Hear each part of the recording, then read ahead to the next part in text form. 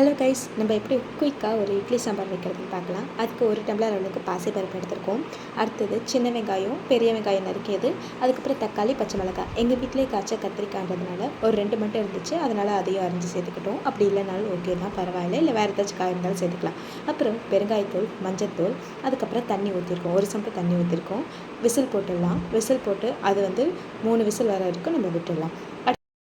வானல் போட்டுட்டு வானல் நல்லா காஞ்சக்கப்புறம் எண்ணெய் ஊற்றிட்டு அதில் கடுகு உளுத்தம் பருப்பு, நெக்ஸ்ட்டு காஞ்ச மிளகாய், ஒரு 2 காஞ்ச மிளகாய் எடுத்து கிள்ளி போட்டுக்கோங்க. அடுத்து கருவேப்பிலையும் நம்ம சேர்த்துக்கலாம். கருவேப்பிலை சேர்த்துட்டுக்கப்புறம் நம்ம புளி கரைச்சி வச்சுருவோம்ல, அந்த புளி தண்ணி எடுத்து ஊற்றிக்கலாம்.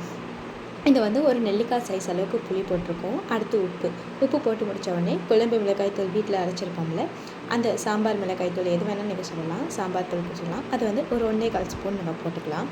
போட்டுட்டு கொஞ்சம் நல்லா கலந்து விட்டுட்டு அதுக்கப்புறமா பார்த்திங்கன்னா குக்கர் விசில் போனதுக்கப்புறம் நம்ம அந்த குக்கரில் இருக்கிற அந்த பருப்பு எல்லாத்தையும் லைட்டாக மசிச்சு விட்டுக்கலாம்.